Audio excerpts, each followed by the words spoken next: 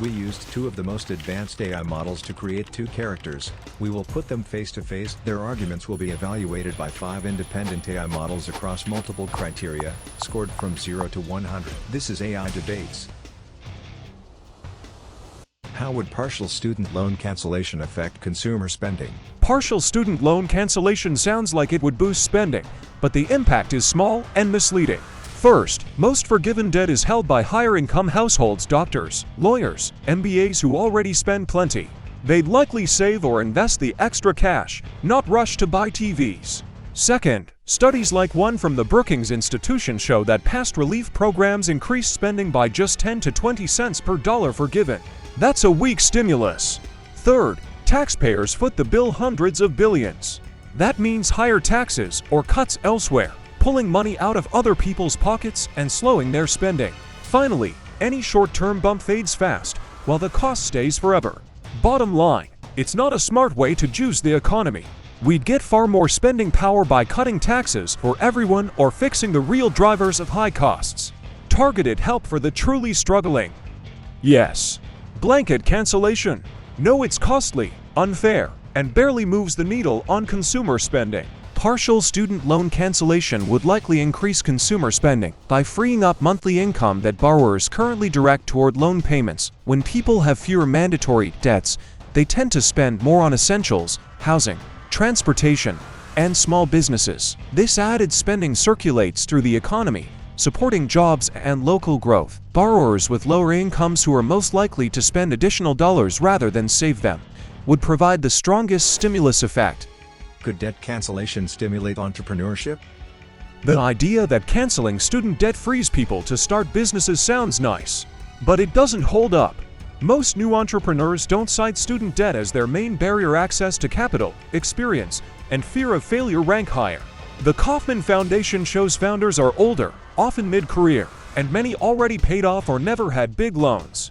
Forgiving debt mainly helps high earners with grad degrees, think dentists and lawyers who already launch firms at high rates. It's not unlocking the next generation of garage startups. Worse, it sends a signal: borrow big, the taxpayer will bail you out. That encourages riskier degrees and schools, not bolder businesses. Real entrepreneurship boosters. Lower regulatory burdens, better capital access, tax reform. Not a one-time debt wipe that mostly rewards past choices. Targeted relief for truly crushed borrowers. Fine. Blanket cancellation as startup fuel. Myth. It's expensive virtue signaling, not serious policy. Yes, partial student loan cancellation could stimulate entrepreneurship by reducing the financial risk that deters many would-be founders. High monthly loan payments limit the cash flow and savings needed to start a business. With less debt, individuals can take career risks, secure credit more easily, and invest in early-stage costs. Research shows that heavy student debt correlates with lower business formation.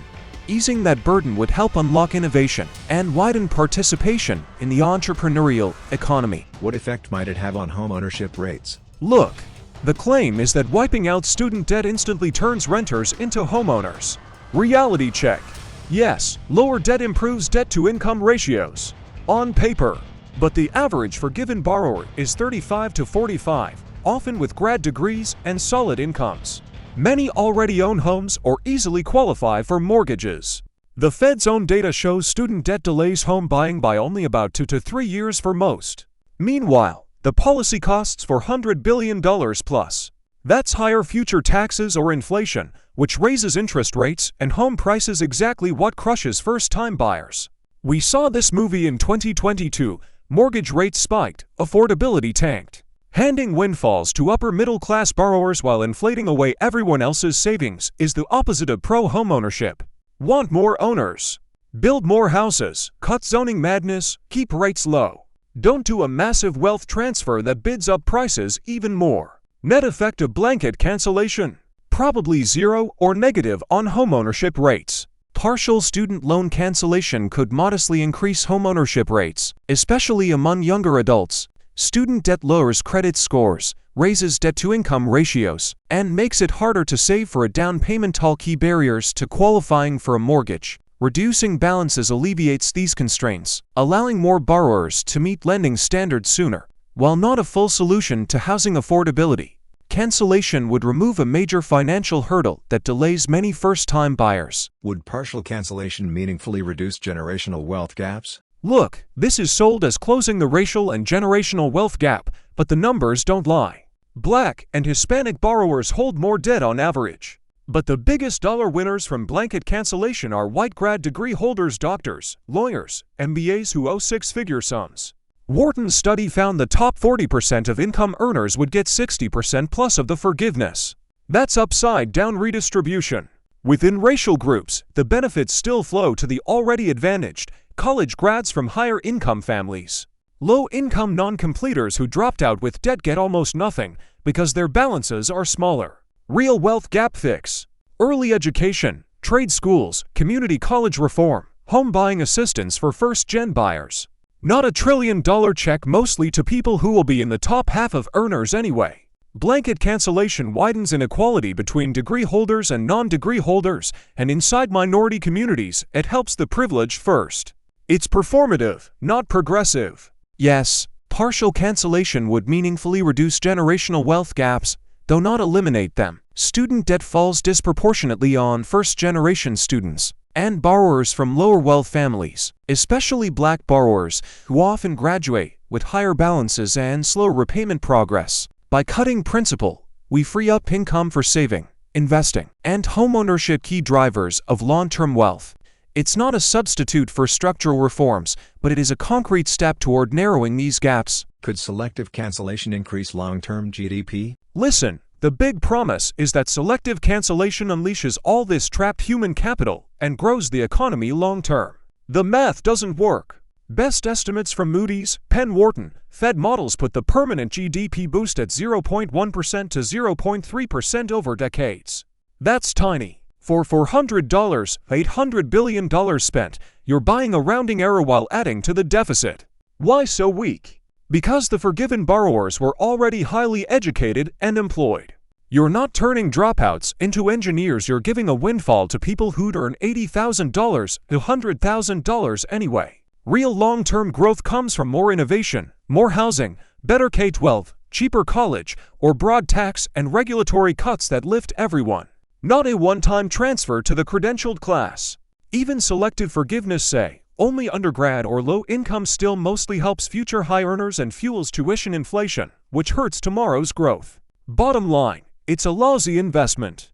We'd grow GDP way more by spending half that cost on trade schools or infrastructure. Yes, selective cancellation targeted to low and middle-income borrowers could increase long-term GDP. When people face less debt pressure, they invest more in housing, businesses, and career development, all of which raise productivity. Lower debt also improves credit access, helping borrowers pursue education or job mobility that boosts lifetime earnings. The fiscal cost is real, but the long-run gains in workforce participation, innovation, and consumer demand can outweigh it, lifting overall economic growth.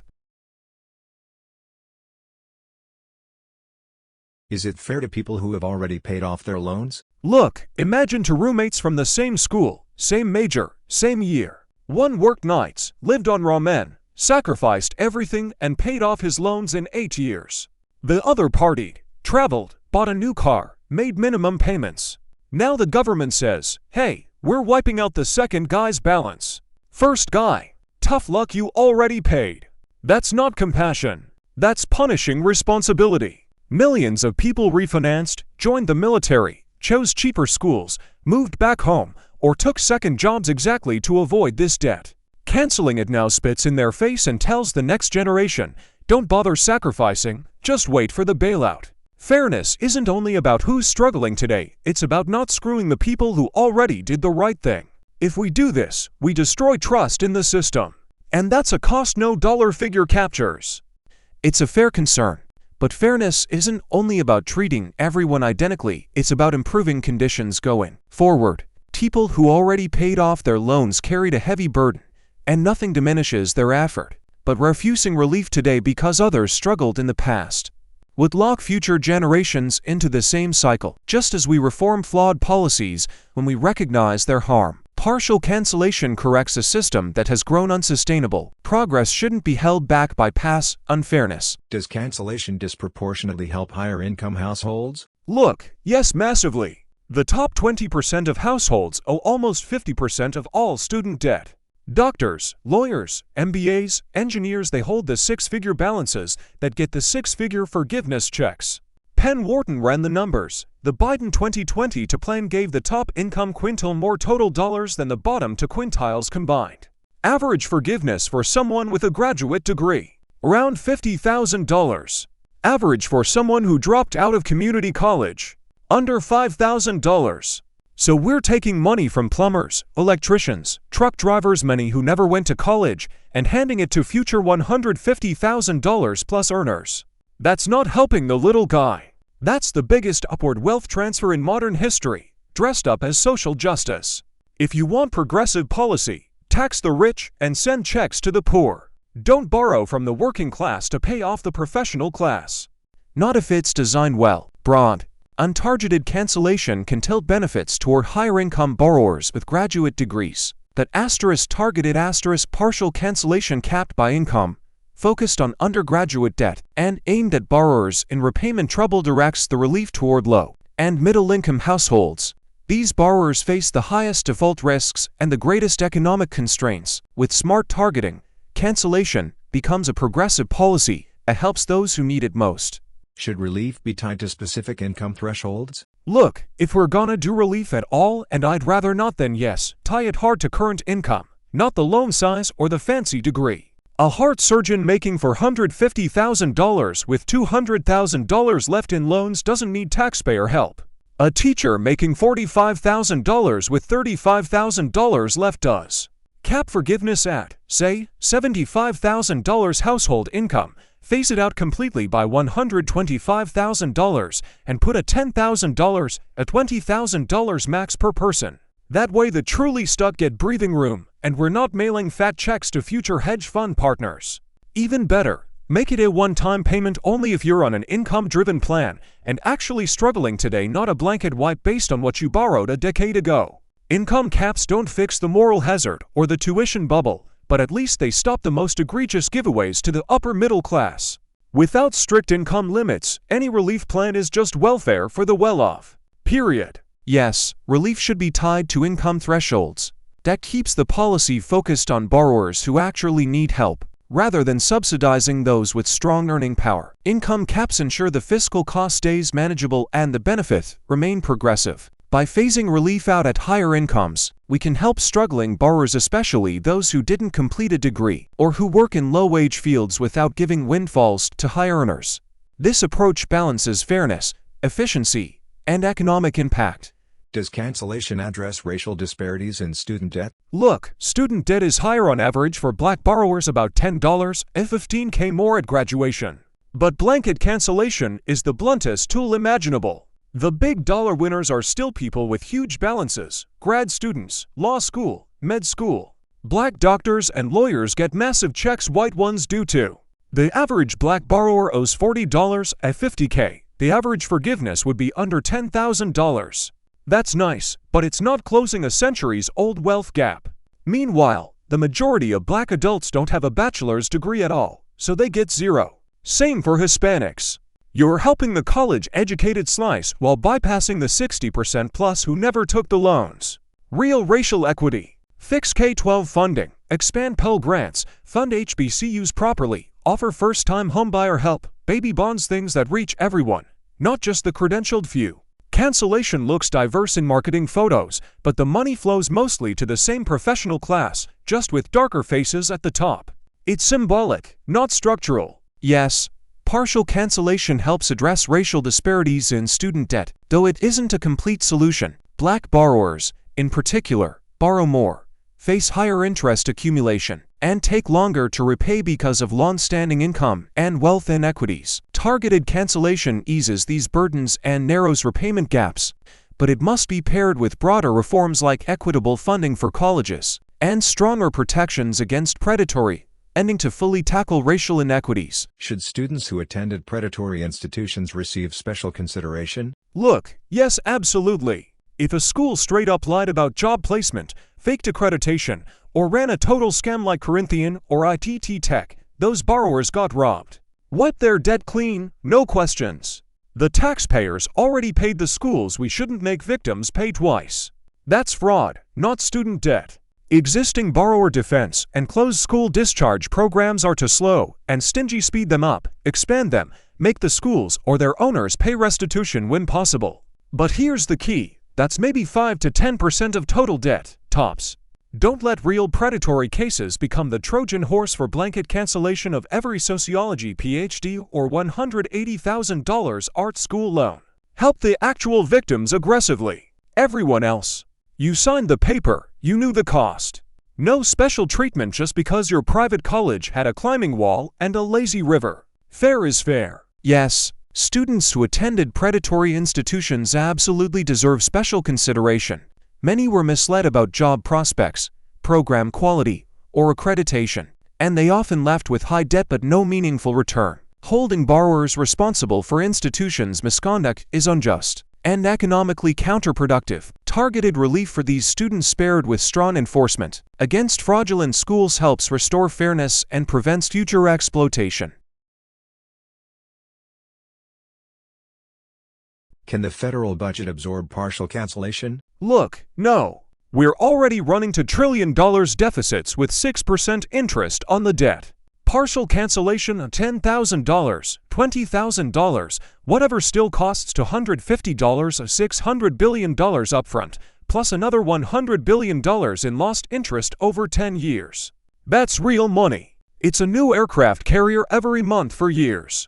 We'd either add it to the debt, higher rates, more inflation, or cut Medicare, defense, roads, pick your poison. CBO says every $100 billion in new borrowing adds $20, $30 billion in annual interest forever. We're already paying more on interest than on national defense.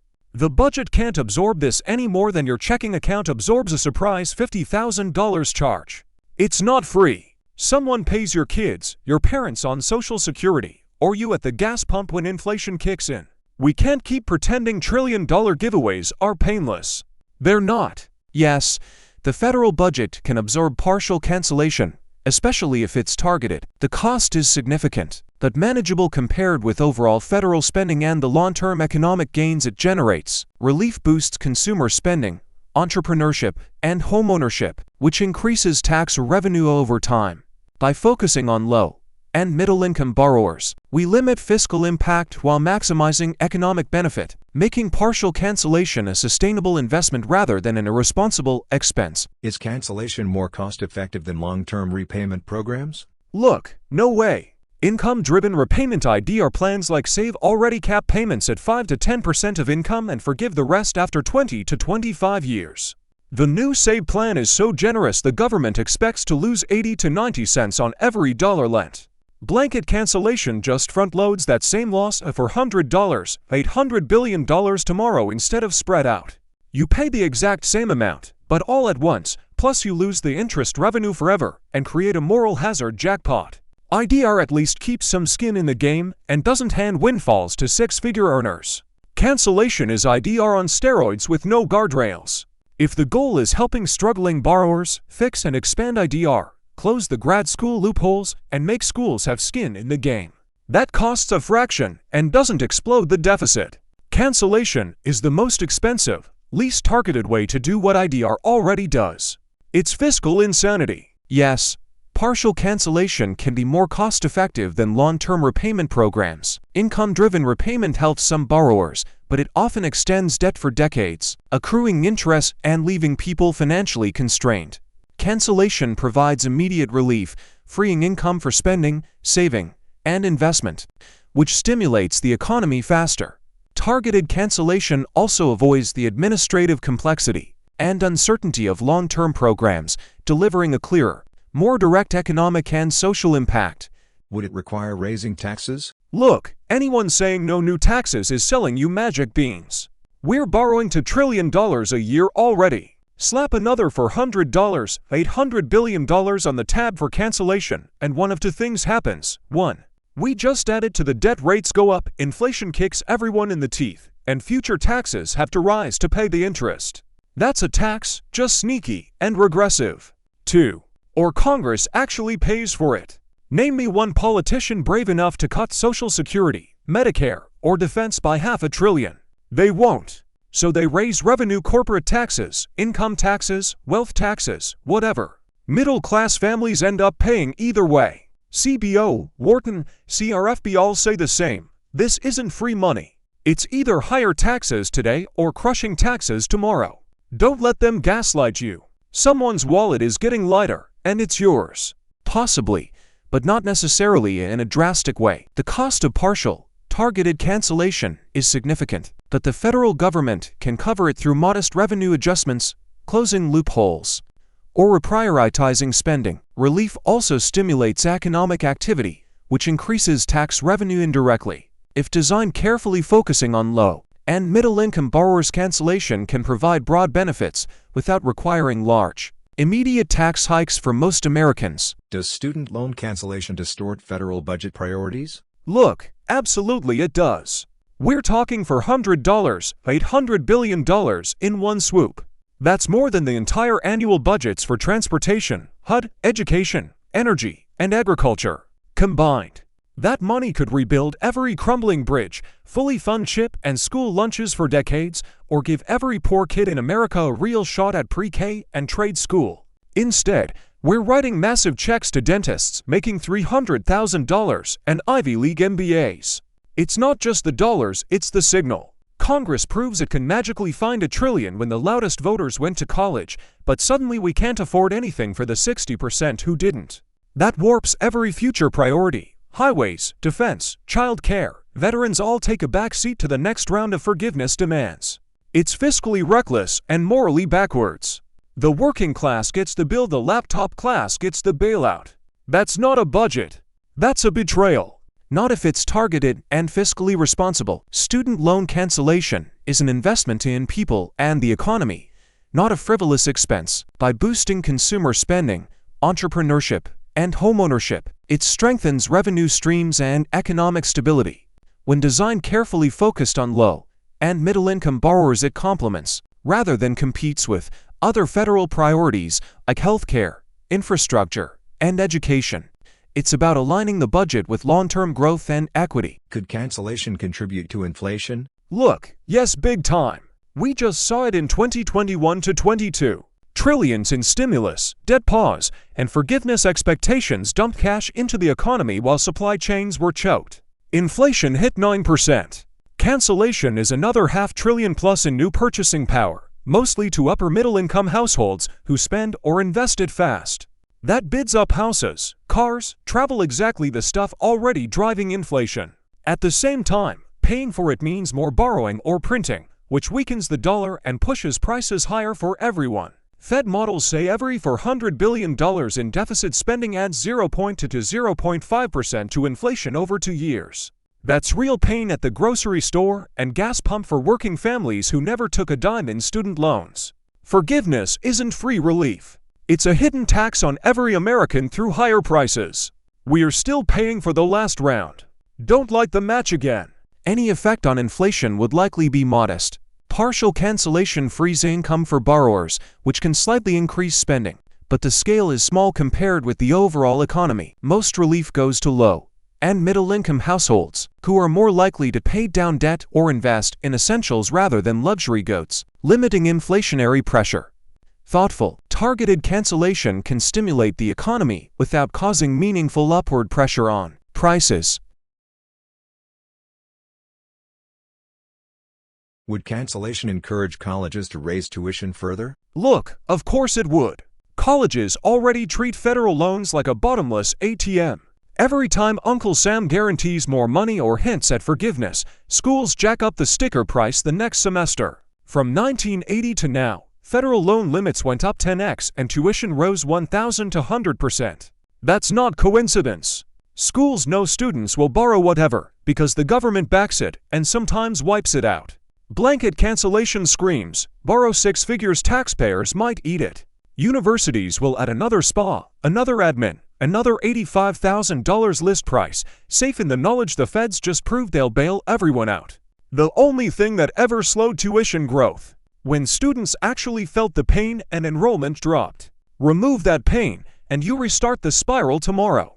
If you want lower tuition, make colleges co-sign the loans or cap federal lending. Forgiveness is jet fuel on the cost fire. We'll be right back here in 10 years begging for round 2. It's unlikely to be a major driver. Colleges raise tuition for many reasons: state funding cuts, administrative costs, and demand for programs, not because of loan availability. Partial, targeted cancellation is temporary and focused on repayment, not tuition subsidies. So it doesn't directly incentivize price hikes. To prevent tuition inflation, we can pair cancellation with stronger accountability, transparency, and investment in affordable public education. The relief helps borrowers without rewarding colleges for high costs. Should relief be paired with tuition caps? Look, pairing forgiveness with tuition caps sounds like a compromise, but it's a trap. Caps never work. Colleges just shift costs, cut need-based aid, jack room and board, invent new fees, or lobby for loopholes in 2 years. Look at every state that tried. Tuition growth slowed for a semester, then exploded again. Worse, it puts the federal government in charge of pricing every private and public college forever. Good luck telling Harvard or your state flagship they can't raise a dime. You'll get 10,000 exemptions and a new bureaucracy bigger than the Pentagon. Real fix: make schools have skin in the game, co-sign the loans. If their grads don't repay, the college eats it. Watch tuition drop overnight. Forgiveness plus caps is just kicking the can and guaranteeing higher taxes for the same broken system. Don't treat symptoms. Change incentives. Anything else is theater. Yes, pairing relief with tuition caps makes sense. Cancellation addresses past debt, but without limits, future students could face the same burdens. Caps, especially at public institutions, help keep higher education affordable and prevent a cycle of debt accumulation. Combined with targeted cancellation, this approach protects current borrowers while ensuring future students aren't trapped by rising costs, creating a more sustainable and fair system. Does loan cancellation address the root causes of the student debt crisis? Look, no, not even close. The root cause is simple: Uncle Sam lends unlimited money with zero credit check and zero questions about the degree's value. Colleges responded by tripling tuition, bloating admin, building lazy rivers, and selling worthless majors. Students signed because the feds guaranteed it. Cancellation treats the hangover, but orders another round. It tells every 18-year-old tomorrow, borrow 6 figures, someone else will pay. Tuition will jump again the day after the bill passes. Real fixes: cap federal lending, make schools co-sign loans so they care if grads earn money, expand trade programs, fix zoning so living costs drop, let bankruptcy treat student loans like every other debt. Forgiveness is $1 trillion band-aid on a broken artery. It feels good for 5 minutes, then the patient bleeds out worse. Address roots or admit you're just buying votes. Not entirely. Partial cancellation provides immediate relief, but it doesn't fix the underlying causes: rising tuition, underfunded public colleges, and predatory lending. To solve the crisis long-term, we need systemic reforms: tuition caps, stronger federal oversight, and more affordable higher education options. Cancellation is a critical first step that eases burdens today, but it must be paired with structural changes to prevent the problem from recurring. For future students, will younger students borrow more if they expect future forgiveness? Look, of course they will. Kids aren't dumb. If you cancel $10,000 today, every high school senior hears, borrow an extra $10,000 free money later. If you cancel $50,000, they'll borrow $70,000 expecting the next round. We already saw it. After Biden's 2020 plan leaked, applications to grad programs spiked and average borrowing ticked up. People game the system. Moral hazard 101: when you ensure bad behavior, you get more of it. Forgiveness teaches the next generation that contracts with the government are optional and responsibility is for suckers. 10 years from now, we'll be right back here with $4 trillion in debt, screaming for Gen Z forgiveness because we trained them to overborrow. You want less debt? Make the rules predictable and painful again. Expecting bailouts is how you turn a crisis into a permanent entitlement.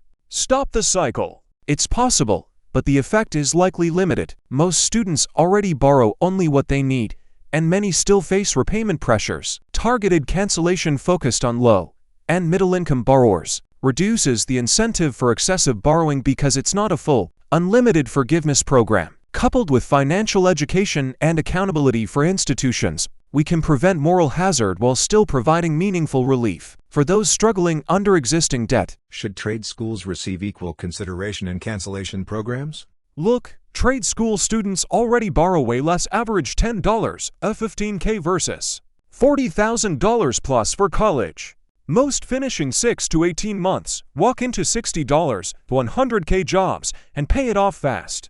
Including them in blanket cancellation is insane. You'd be giving tiny checks to people who made the smart choice while handing $50,000 windfalls to gender studies PhDs who chose 6 years of low ROI education. If anything, we should reward trade school grads, not treat them the same as the overborrowers.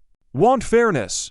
Give zero forgiveness to everyone and pour the billions we'd waste into free or subsidized trade and apprenticeship programs instead. Canceling tiny trade school debts to look inclusive is just performative nonsense that punishes the kids who actually did it right.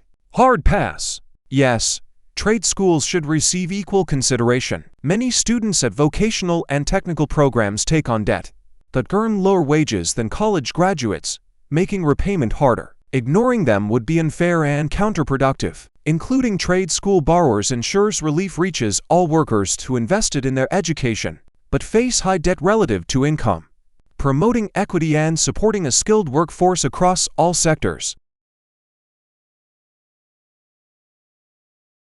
How does debt stress affect mental health? Look, nobody's saying debt stress is fake. Six-figure loans hanging over your head can absolutely crush people's anxiety, depression, sleepless nights, the works. I get it. Real borrowers have told me it feels like a life sentence. But here's the part nobody says out loud. Most of that stress comes from the choices and the system, not just the balance. Picking a private school at 4 times the cost, stacking a master's on top, choosing low-earning majors, while knowing the bill, those decisions create the panic. Cancellation might give temporary relief, like a strong painkiller, but it doesn't cure the disease and it addicts the next round to even bigger doses. Fix the root: cheaper schools, honest information, skin in the game for colleges, and the stress largely disappears before the loans are even signed. Mental health matters. That's exactly why we shouldn't keep handing out financial opioids that feel great today and wreck tomorrow. Debt stress has a major impact on mental health. Constant worry about repayments, interest accrual, and financial insecurity can cause anxiety, depression, and sleep problems. It can also strain relationships and limit life choices, like starting a family or pursuing a career change. By reducing debt through cancellation, borrowers experience immediate relief, which improves well-being, productivity, and overall quality of life, showing that financial policy can directly affect mental and emotional health. Could cancellation reduce workforce burnout? Look, the idea is that without payments, people quit soul-crushing jobs and find their passion. Nice story. Reality. Most high-debt borrowers are already in high-paying fields: medicine, law, tech, finance.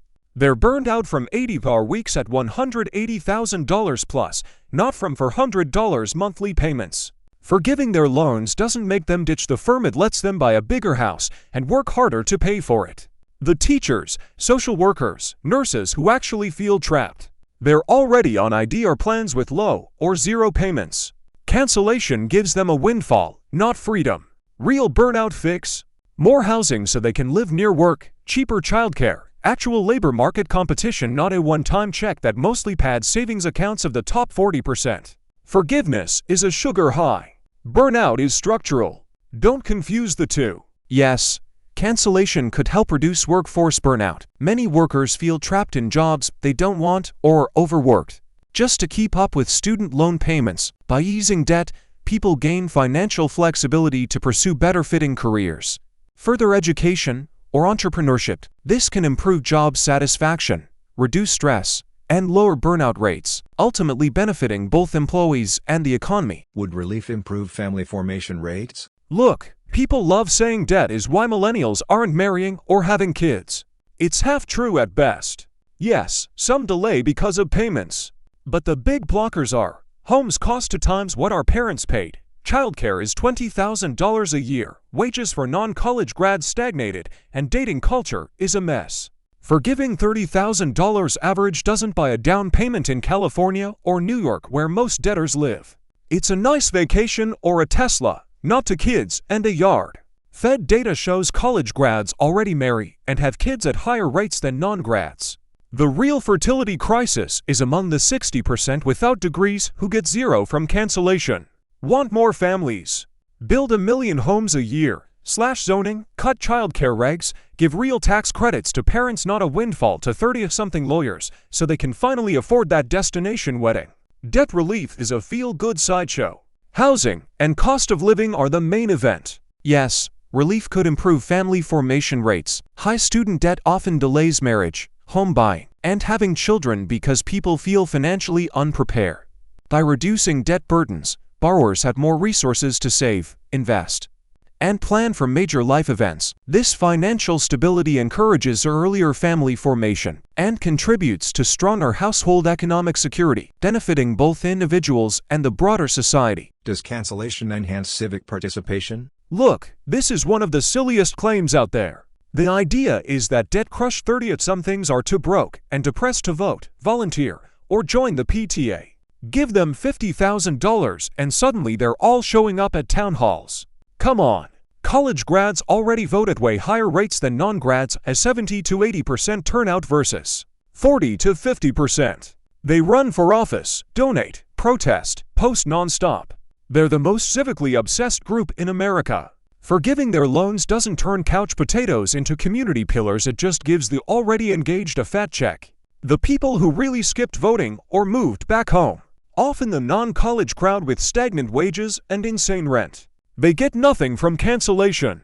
If you want more civic participation, fix housing costs and wages for everyone, not a participation trophy for the credentialed class that's already running the show. This argument is pure college grad narcissism dressed up as social science. Yes, cancellation can enhance civic participation. Financial stress from student debt can make people feel disempowered and less engaged in their communities or the political process. By easing this burden, borrowers have more time, energy, and resources to vote, volunteer, and participate in civic life. When people feel supported and economically secure, they're more likely to invest in their communities and democratic institutions. Could relief reduce geographic mobility barriers? Look, the story is that $500 monthly payments chain people to high-cost cities because they can't save to move.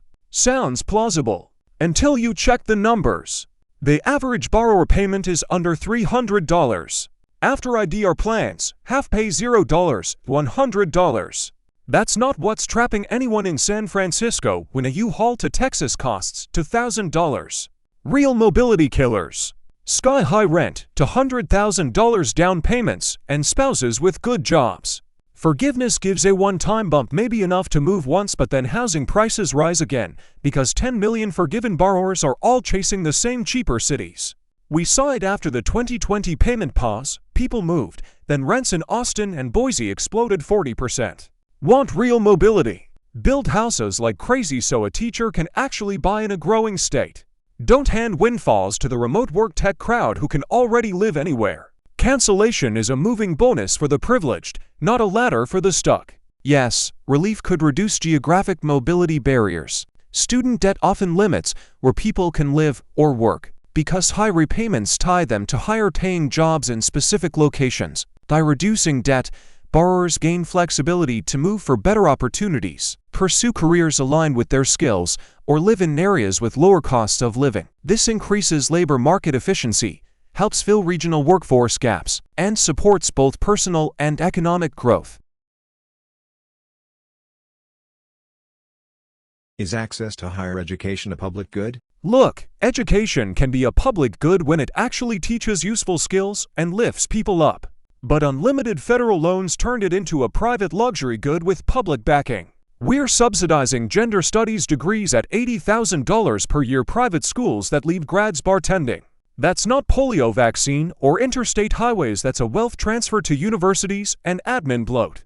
Real public goods benefit everyone: clean water, defense, basic research, K-12. Flooding cash into a system that triples costs and delivers 40% dropout rates isn't public good, it's corporate welfare for the higher ed cartel. If college were truly a public good, we'd fund it like public schools, free or cheap, high standards, and no blank checks for climbing walls. Right now it's a private consumption decision with a taxpayer credit card. Calling that a public good is just marketing to justify the next bailout. Yes, access to higher education is a public good. Educated citizens contribute to a stronger economy, innovation, and a more informed democracy. When people can pursue education without being crushed by debt, society benefits through higher productivity, civic engagement, and social mobility. Treating education as a public good justifies policies like affordable tuition and targeted debt relief, because the returns extend far beyond the individual to the broader community and nation. Does the government have a moral duty to intervene in debt crises? Look, no. The government has a duty to enforce contracts, not to rescue adults from contracts they signed with eyes wide open. You borrowed the money. The lender taxpayers kept its side. Walking away and sticking the bill on the nurse who never went to college isn't moral, it's theft with extra steps. The same logic would say the government must bail out every bad mortgage, every failed business loan, every maxed out credit card. We'd be bankrupt in a week. Moral duty. Sure, protect people from actual fraud, fix the predatory schools, make sure borrowers get truthful info. That's it. Beyond that, personal responsibility isn't cruelty, it's the foundation of a free society. Start erasing consequences and you destroy trust, incentives, and eventually the whole system. Compassion that punishes the responsible is just politics wearing a halo. Hard pass. Yes, the government has a moral duty to intervene in debt crises when systemic issues like rising tuition, predatory lending, and unequal access to resources trap citizens in unmanageable debt. The state has a responsibility to protect economic security and fairness. Intervention through targeted cancellation or relief programs helps prevent harm, promote opportunity, and ensure that people aren't punished for pursuing education or striving for a better future. It's both an ethical and practical obligation. Should education be treated like healthcare in terms of public support? Look, no. Healthcare is a true need. You die without it. You can't opt out of cancer or a heart attack. Education is a choice. Nobody dies if they skip a $70,000 film studies degree. We already subsidize education more than almost any country. Pell Grants, state schools, tax credits, cheap loans. But treating college like Medicare means unlimited blank checks forever. Prices explode exactly like healthcare did when third-party payment took over. Healthcare costs skyrocketed once patients stopped feeling the bill. College tuition did the exact same thing once Uncle Sam guaranteed every loan with no limits. Want proof? Trade schools and community colleges stayed cheap because they don't swim in federal cash. For-year universities and hospitals both doubled and tripled prices the minute the government said we'll pay whatever you charge. Education should be affordable and accessible, but treating it like an open-ended entitlement is how you guarantee $200,000 bachelor's degrees and another crisis in 10 years. We can't afford to healthcare systems. Stop before we build one. Yes, education should be treated like healthcare in terms of public support. Both are essential for individual well-being and societal prosperity. Just as we fund healthcare to ensure access and prevent harm, public investment in education through affordable tuition, grants, and debt relief ensures people can build skills without being trapped by financial burdens. Treating education as a public good strengthens the economy, reduces inequality, and benefits everyone, not just the individual student. Is partial cancellation a step toward universal free college? Look, yes, exactly. Partial cancellation is the camel's nose under the tent. First, it's just $10,000 for hardship. Next session, we already forgave once, why make them pay the rest? Then, it's cruel to lend at all, make it free. Every country that went down this road, Scotland, Germany, now calls from California, started with targeted relief and ended up with taxpayer-funded college for everyone, including the rich kid driving a new BMW. Free college sounds great until the bill hits. Another $800 billion to $1.2 trillion every 10 years, on top of the forgiveness tab. Prices still soar because demand is infinite when it's free. Europe's free systems ration seats, lower quality, and tax workers at 50% plus rates to pay for it. Partial cancellation isn't a compromise. It's the gateway drug to a permanent trillion-dollar entitlement. Say no now or get ready to send your paycheck to every 18-year-old's tuition forever. Yes, partial cancellation is a step toward universal free college.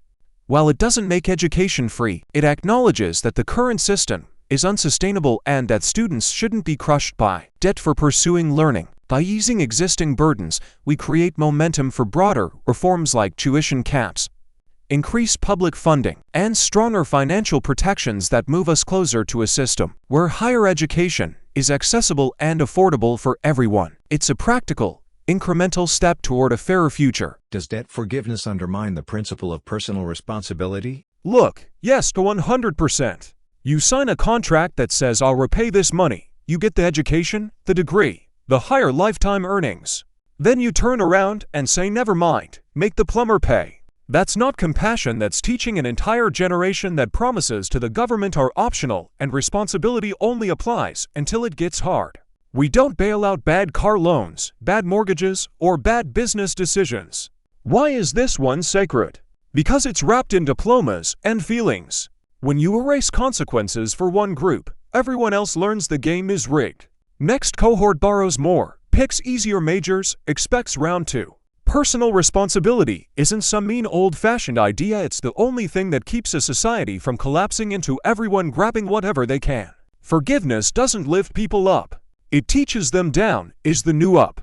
And that poison spreads fast. No, debt forgiveness doesn't undermine personal responsibility. Borrowers took on loans in good faith, often under misleading or unavoidable circumstances, like rising tuition and predatory lending. Forgiveness recognizes systemic flaws rather than excusing irresponsibility. People are still expected to work, contribute, and manage their finances. But cancellation corrects an unfair system and allows them to participate fully in the economy without being permanently punished for pursuing education. Should forgiveness be universal or targeted? Look, if we're forced to do any forgiveness, and I'd rather do zero, then it has to be tightly targeted, or it's a disaster. Universal is insane. It mails $50,000 checks to dentists, making for $100,000, while the waitress who never borrowed gets the tax bill. That's regressive robbery. Targeted means a current income under $75,000, phase out by $125,000. Max $10, a $20K per person ever. Only for borrowers actually paying or in hardship. Zero for grad school debt they earn enough. Automatic for proven fraud victims. That helps the teacher struggling at $45,000, not the lawyer at $195,000 who still owes $80,000. Anything broader is just welfare for the upper middle class wearing a graduation gown. Targeted keeps the damage under $100 billion and actually reaches people in pain. Universal is a $1 trillion middle finger to every taxpayer who played by the rules. Pick one. It should be targeted. Universal forgiveness would give large benefits to high-income borrowers who don't need relief and be costly for taxpayers. Targeting low and middle-income borrowers ensures the policy helps those most burdened by debt, reduces inequality, and maximizes economic impact.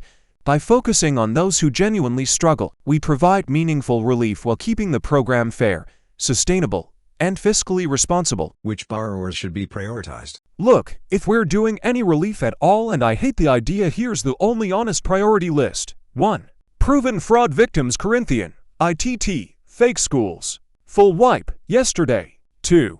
Borrowers who've been paying 15+ years on tiny original balances trapped by interest. Cap their pain. 3. Current income under $50,000, still in repayment, no grad debt. Teachers, nurses, social workers getting crushed. 4. Disabled borrowers who can't work, permanent discharge, no question. That's it. 0 for anyone over $125,000 household income. Grad school debt, med, law, MBA, they'll earn millions. Parent plus loans taken for kids who already graduated. People on $0 IDR payments just wanting a windfall. Prioritize the truly stuck, not the loudest or most credentialed. Anything else is upside down welfare. Keep it small, keep it fair, or don't do it at all. Borrowers who should be prioritized are those with the greatest financial need. Low and middle-income individuals, first-generation students, and those who attended predatory or underfunded institutions. Additionally, borrowers from communities disproportionately affected by debt, especially Black and Hispanic households, should receive special consideration. Prioritizing these groups ensures relief addresses both economic hardship and systemic inequities, providing the greatest social and financial benefit. Should relief be automatic or application-based? Look, automatic is a nightmare. You'd blindly mail billions to doctors, lawyers, tech brothers, and deadbeat millionaires who still owe $100,000 from law school 20 years ago. One database glitch and Elon Musk gets $50,000 because he took a loan in 2002. No thanks. Application-based is the only sane way. Make people prove a current income under the cap. Actual hardship, not just I want a Tesla. No fat grad school balances. It's a speed bump that stops the gravy train for the well-off. Yeah, it's paperwork, but so is every other government benefit: Social Security, disability, SNAP, veterans benefits. Nobody gets those automatically either. Automatic equals blanket giveaway with lipstick. Application equals guardrails that actually protect taxpayers. If you can't be bothered to fill out a form, you probably don't need the money. Period. Relief should be automatic whenever possible. Many borrowers struggle to navigate complex applications, miss deadlines, or lack awareness of programs. Automatic cancellation ensures that those who qualify actually receive help, reducing administrative barriers and delays. For targeted programs, basic eligibility checks can confirm income or debt limits without requiring burdensome paperwork, making relief more efficient, fair, and accessible to the people who need it most. Could the government replace forgiveness with lower interest rates? Look, lowering rates sounds painless, but it's sneaky forgiveness with extra steps. Current undergrad rates are 6.5%, grad 8%. Drop them to 0 to 2%, and the government instantly eats hundreds of billions in lost interest. It's cancellation spread over 10 to 20 years. Same cost, same deficit hole. Worse, it helps the wrong people hardest. The guy with $200,000 debt at 7% saves $100,000 plus. Over time, the teacher with $25,000 saves $8,000. Regressive again. And guess what? Colleges see free money again, borrow more. Rates stay low, tuition jumps. If you want real relief, cap payments at Income ID are already does that, or let private markets refi like any other loan. Zero or tiny rates just hide the bailout while guaranteeing round 2 of the crisis. Don't fall for the kinder packaging, it's the same $1 trillion bill. 840 to chars. Lowering interest rates helps, but it isn't enough on its own. Many borrowers owe more than they can realistically repay, and interest reduction only slows the growth of debt, it doesn't erase existing burdens. Partial cancellation provides immediate relief, freeing income for spending, saving, and investment, which interest reductions alone cannot achieve. Forgiveness addresses both fairness and economic mobility, while lower rates are a useful but limited tool in tackling the student debt crisis. What long-term policy should accompany any cancellation? Look, if they force cancellation through anyway, you damn well better bolt these reforms on the same day or it's all wasted. 1. Make colleges co-sign every federal loan. If the grad doesn't repay, the school pays 20 to 50%. Watch tuition drop like a rock. 2. Cap grad and parent plus lending hard. No more to $100,000 art history PhDs on the taxpayer dime. 3. End grad and professional interest subsidies. They're already high earners. 4. Tie federal aid to real outcomes, graduation rates, default rates, earnings. Bad schools lose funding. 5. Let private lenders refi federal loans again so markets, not Congress, set rates. 6. One-time forgiveness, only write it into law, never again. No precedent. Without these, cancellation is just the appetizer for the next crisis in 2035. Do the surgery or don't bother with the painkillers. Any cancellation should be accompanied by long-term policies that prevent the problem from recurring. This includes tuition caps, increased funding for public colleges, stronger oversight of predatory institutions, and expanded grants and scholarships. Income-driven repayment programs should be improved to protect borrowers, and financial education should be strengthened. Combining relief with these reforms ensures future students aren't trapped in debt and creates a sustainable, fair, and affordable higher education system.